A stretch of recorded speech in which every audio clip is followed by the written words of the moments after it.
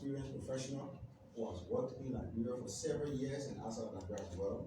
And he comes with a lot of experience to politics and economics in our country and outside of the country and in the region as well. So once again, I want to welcome all of you to this press conference. That will now begin to address all of us. Thank you for coming. Thank you very much. And good afternoon to everybody. Fellow Liberians, friends of Liberia, members of the press, those that are listening to us, I bring you all greetings. I call you here today to speak out on few burning national issues and to announce the decision I have made regarding my active participation in the expected 2023 presidential and legislative legislative elections, and to state why this choice is relevant at this critical time in our nation's history. Thanks for honoring our invite and allow me briefly to now give you my statement. Let me begin by first stating that this is not a wild choice. It was a deliberate decision taken following a series of consultations and reflections. As the nation knows, my participation in politics over the years has been very active and result-oriented. I led the political charge all the way during the last 32 years, seeking for what is practical, what is right, what is fair, and what advances the common good of our country and the Liberian people. As recent as 5 years ago, I was at the forefront of the formation of the ruling Coalition for Democratic Change, the CDC. I was an integral part of the team that drafted the coalition agreement document. It was my voice that announced the birth of the coalition to the nation and to the world at large. I was actively involved in the earlier decision-making sessions of the CDC Governing Council, which has become dominant, we have become dominant in the last 2.5 years. By the unanimous consent of the Council, at that critical time in our young coalition history, I was selected and asked to serve as the national chairman of the CDC presidential and legislative campaign of 2017. To the best of my knowledge, I served in that capacity and played my role with all the ingenuity and resourcefulness that were within my capabilities. Liberians were yearning for change, and they flocked behind the movement of Change for Hope during our campaign. They demonstrated the burning desire at the polls, registering a very landslide victory for the CDC. Elections are far gone, and the promised hope for our people has become a lost hope. Though faces and names might have changed in the governance landscape, the promised hope for our people has become an illusory hope to many. As I observe the happiness over the last few years, it seems to me that the leadership of the coalition, including members of the governing council, did not or cannot adequately manage the misdirection in which our dear mama Liberia is going. It seems to me that we are not moving sufficiently in the change direction we have set forth in our manifesto. All social and economic indicators show that we are far from taking Liberia to where we had promised, leaving our people disillusioned and heartbroken. With these observations, I began asking myself the troubling question: what is going on? And why is it going on this way? I concluded in my search for a realistic answer that any needed result, no matter where you are, any needed result or outcome from the governance process depended heavily upon the demonstration of the leadership team that is possessed with a clear visionary path, uncompromising commitments, and a collective sense of purpose. Let me repeat.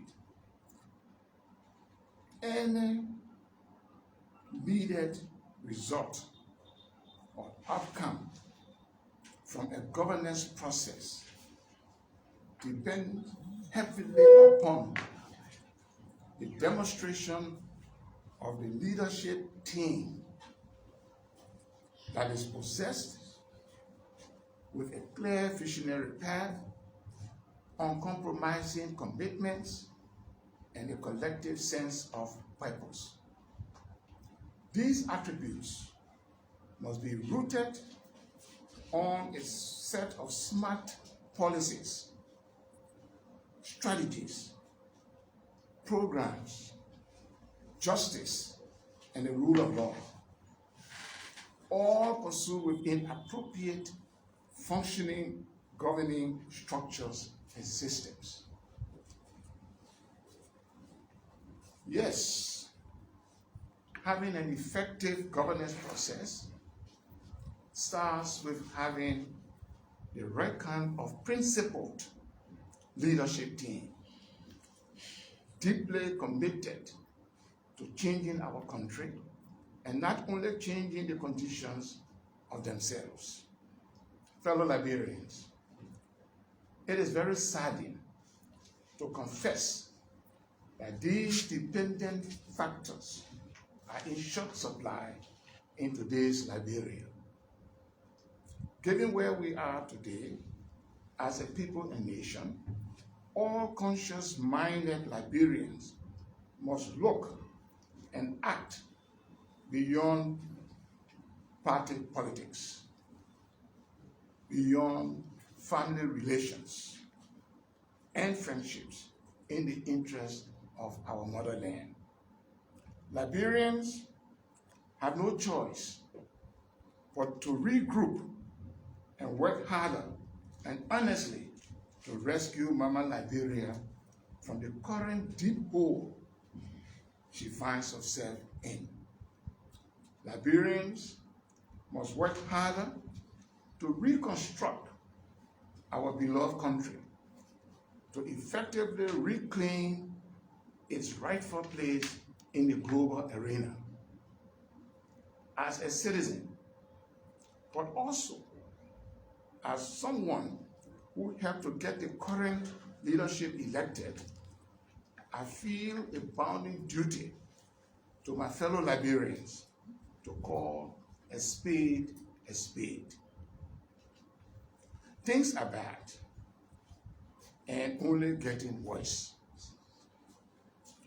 Our mama Liberia has entered a state of coma.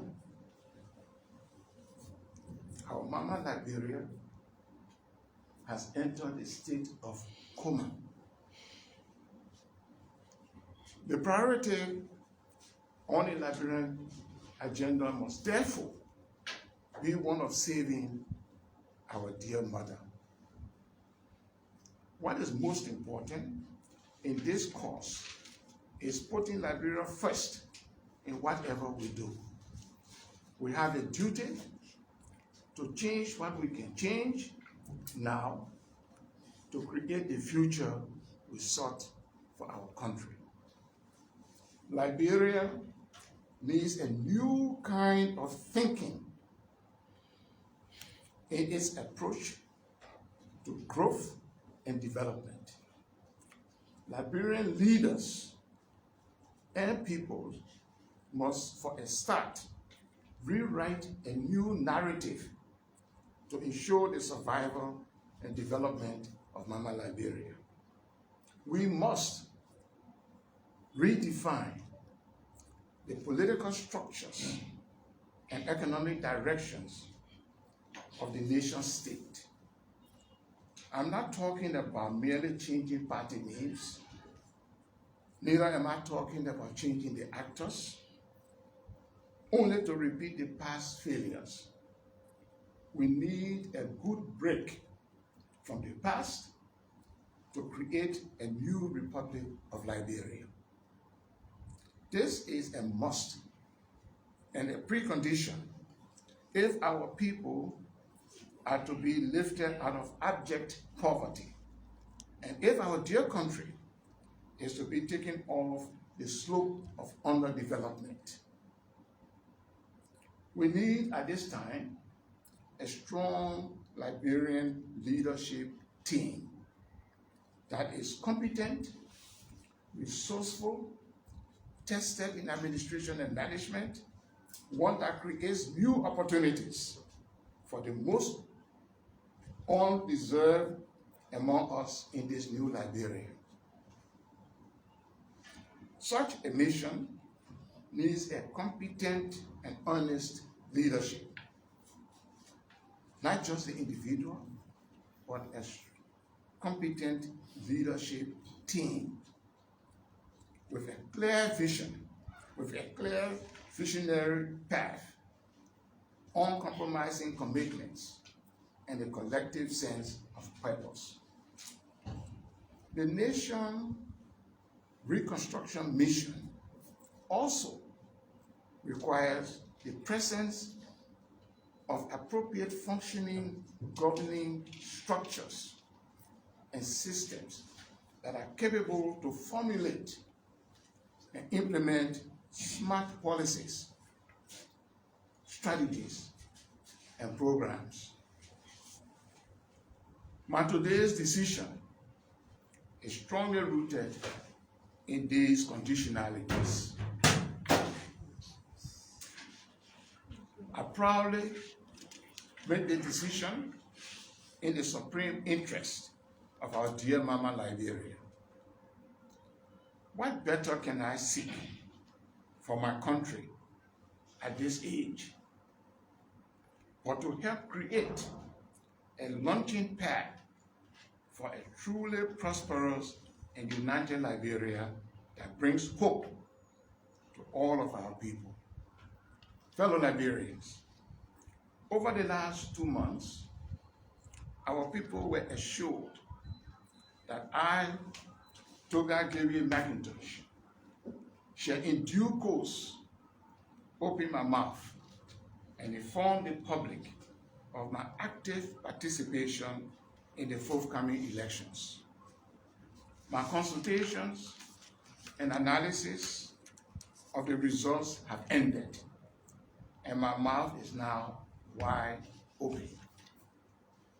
First, I'm grateful to God for his guidance throughout the process. Second, let me say to those family members and friends that advise that we seek an elected position.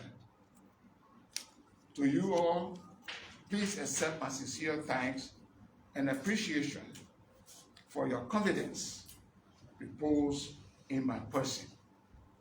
With God's guidance and in accordance with his divine will, I have decided to support actively and openly a credible and purposeful presidential candidate in the 2023 elections that is committed and capable to bring real change and renew hope to the Liberian people. And let me repeat that. With God's guidance and in accordance with his divine will, I have decided to support actively and openly, not under the table, and openly, a credible and purposeful presidential candidate in the 2023 elections that is committed and capable to bring real change and renew hope to the Liberian people. To implement this decision, I dutifully assessed all the currently known 2023 presidential candidates. I assessed their capabilities, I assessed their potentials, I assessed their honesty, I assessed their resourcefulness that can bring about the new Republic of Liberia that will lift our people out of abject poverty and take our dear country off the slope of underdevelopment. When the economists say take you off the slope of underdevelopment, means you're somewhere way below the table and you're sliding down. You got to stop that slide and get you off and start moving forward. It is that thing that I'm talking about. My assessment of the presidential candidates show that Mr. Alexander B. Cummings, known in some areas as ABC, has most, not all, but most of all that it takes to adequately serve as captain of a well-prepared team to save our dear country, Liberia, out of the doldrums of the woes and depression we are experiencing today. It is against this conviction that I, Togba Gayewhea Mclntosh, do hereby, through this platform, publicly endorse the presidential bid of candidate Alexander B. Cummings of the Alternative National Congress and to pledge my support in the ABC Real Change Revolution. Now is the time for our people and country to experience real and positive change. And I do believe that ABC can be our successful captain. ABC has exhibited uncommon vision, remarkable wisdom, and exemplary and purposeful leadership to bring about real change that will liberate Liberia and her peoples from the current stagflation. ABC brings to the table his wealth of administrative and managerial experiences and his extensive international contacts, particularly in the global business community. He has a proven spirit of hard work, commitment to duty, and a clear vision to lead a charge for Liberia to recover all the lost years that our country has experienced. The consistency of his policy statements made over the past months have encouraged me to reach this critical decision. Permit me to quote few of his statements that have excited me. And I quote, "The future of our country is not in its past. Traveling the same road will never lead us to a new destination. Putting love of party and over love of country will continue to see our country and our people suffer. To lift our country up and end the suffering of our people, we must change. Change is hard, but continue as we are doing to ourselves or going backwards, we will only make our problems worse." Unquote. Quote, "Regardless of tribe, gender, religion, or political party affiliation, Liberians will be prioritized for success in Liberia, success in business, success in sports, success in music, and other forms of artistry. If we cannot guarantee success to Liberians here and in Liberia, we do not deserve to be called a Liberian nation." End of quote. Quote, "Today, I invite the national leaders of our country, political, religious, traditional, legal, and community, all leaders, to be enjoined in the cleansing of our nation's soul." That thing that breathes in a nation has to be cleansed. That's what he's saying. To cleanse our nation's soul. The duty falls on all of us to become better examples, because the peaceful and prosperous future we seek depends on the values we embrace and mature. Finally, in his quotation, we do not need, Liberians do not need to resign our country into being considered as among the poorest, the most corrupt, and the dirtiest in the world. We do not deserve to be called that. Liberians are proud people and do not deserve to be so poor, with their children sitting on dirt floors or standing under leaking roofs just to learn. Public hospitals in dire needs of beds, medicine, modern equipment, and even the basics such as fuel to run generators. End of quote. These are some of the statements that have been made over the last few months that have excited me in making this choice.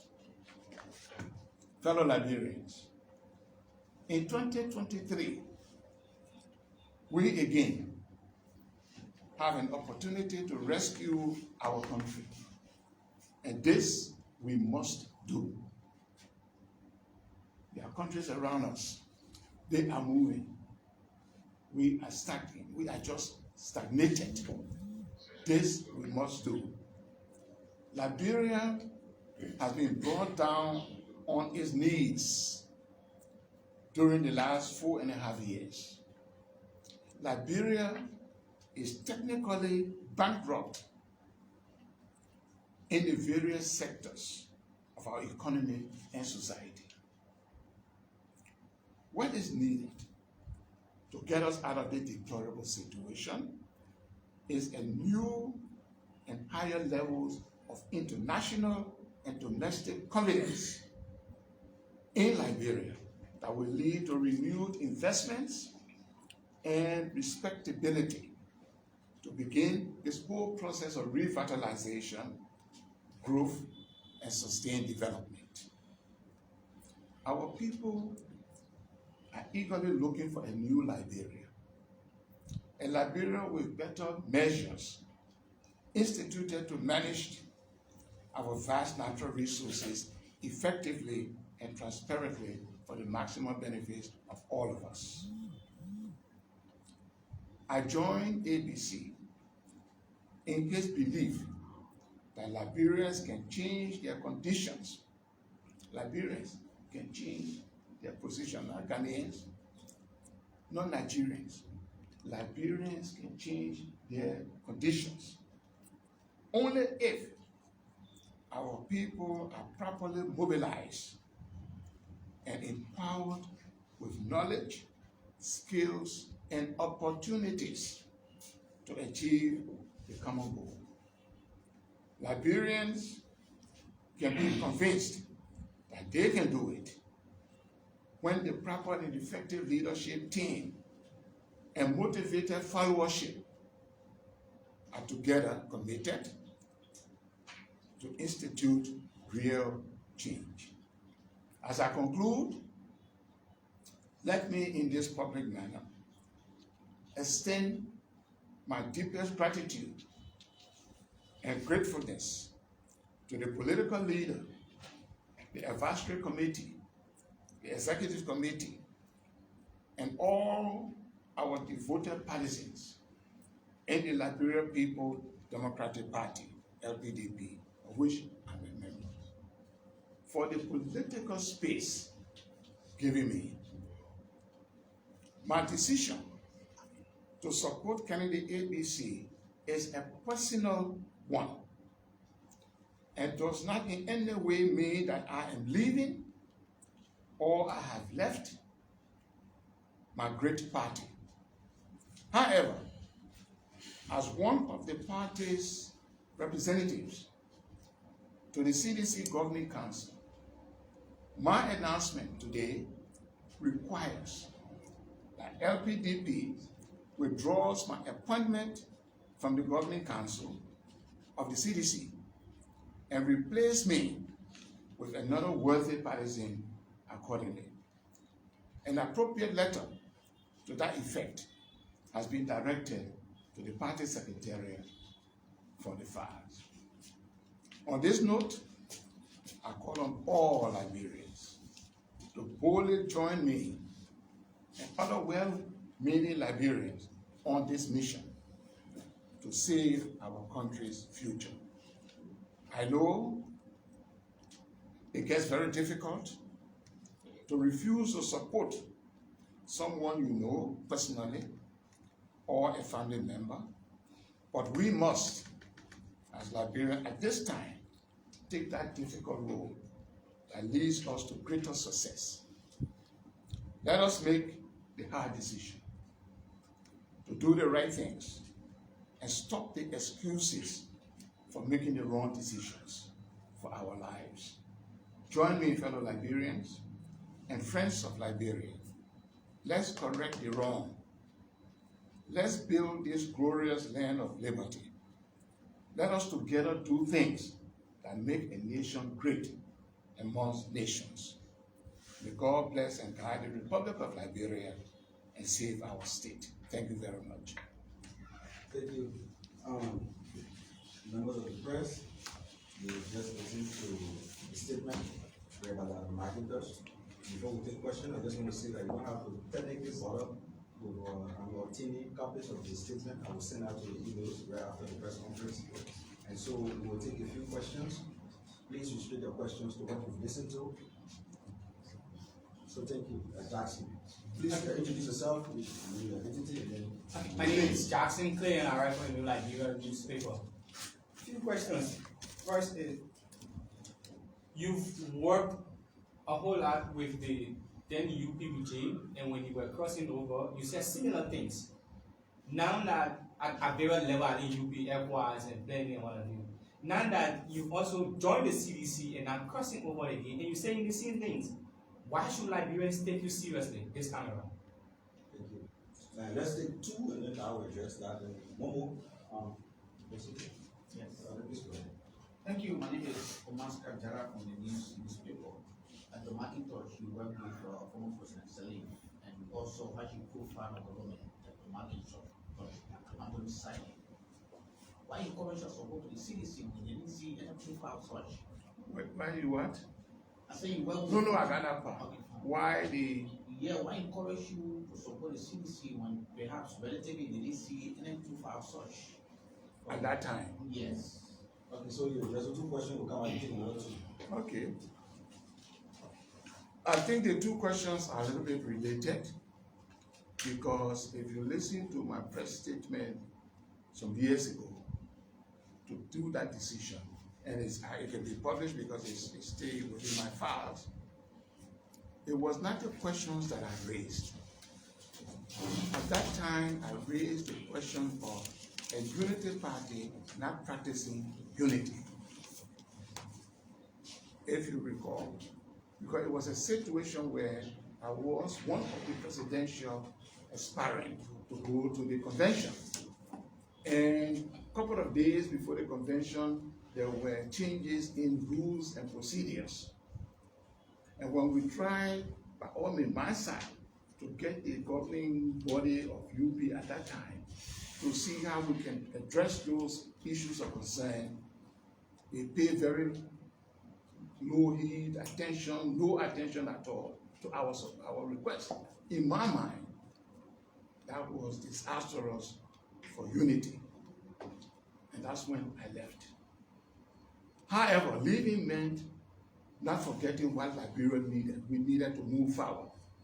You see, when you are a statesman or when you are someone involved in the development of a country, when you grow up in that country and you see the thing and you represent the country abroad and you have talked for the country, knock your chest, see other things, you cannot shy away from activities that will be in the interest of the country. So the fact that procedural matter got me out of the Unity Party, the choice was clear. Do I go to Riverside and sit in my little hut and forget Liberia? No. I had to come back to what I had to do. And at that time, the CDC, let us make sure we are clear here. There's Congress and you got the coalition. So at that time, one of the tasks of my own activity was, can we pull together a couple of other parties to form a coalition?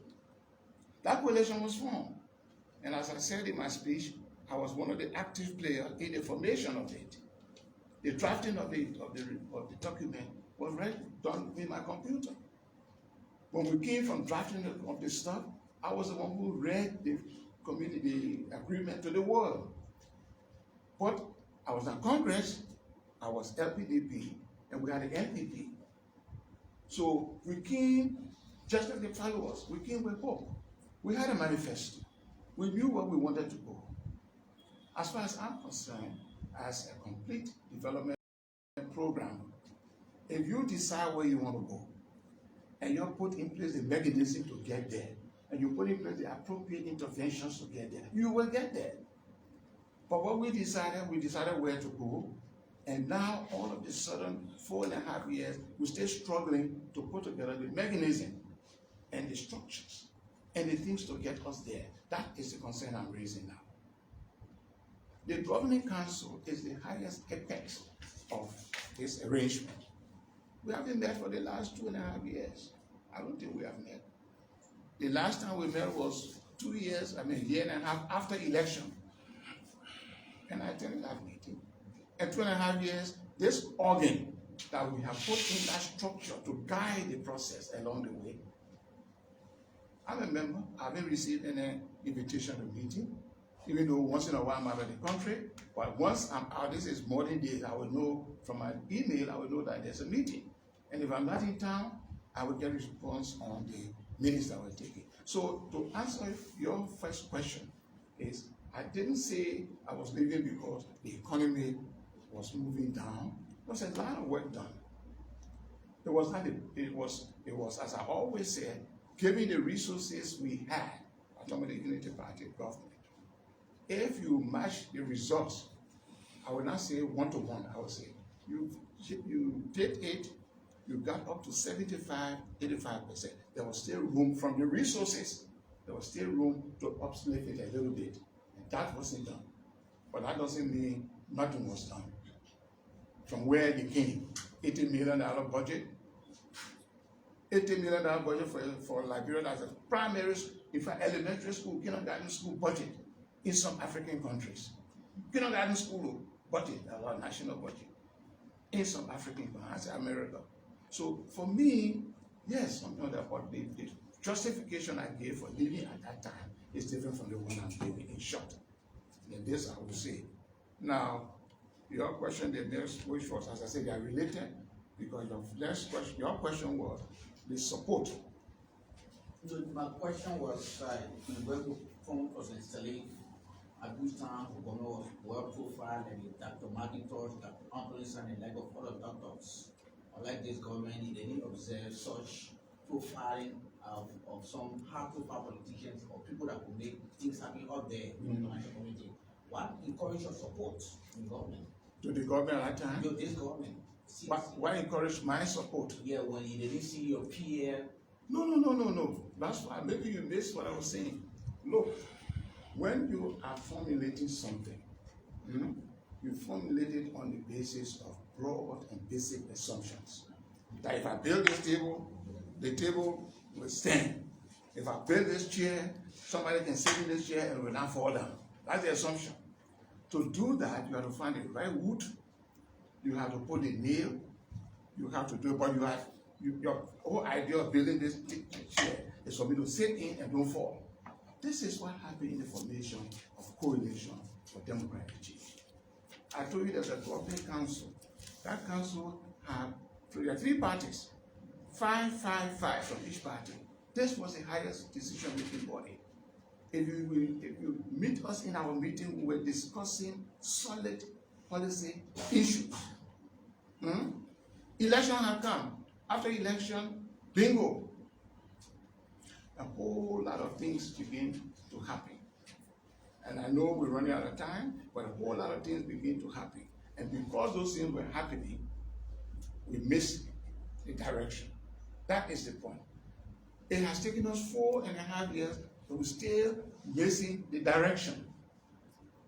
Because those people you're talking about, it takes human beings, qualitative, to come in there and arrest the situation. You know what it's done? They call it reshuffling.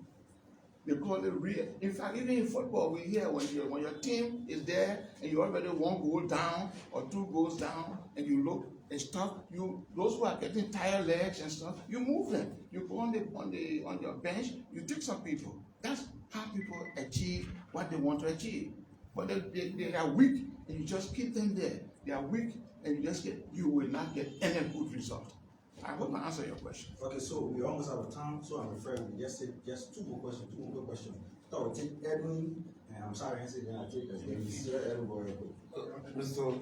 Togba, my name is Edwin Chinoro, and I work for Foundation Africa. What can you say about reports that you want to go as running mate to the Senate Congress, for which you have pledged support today? Report from where? When you say what do I say about report? There is this speculation that you want to go as running mate. You know, I just hear it here for the very, very, very first time. So I don't know where you're getting those speculations from. So that's for the very, very first time. I'm speaking to you.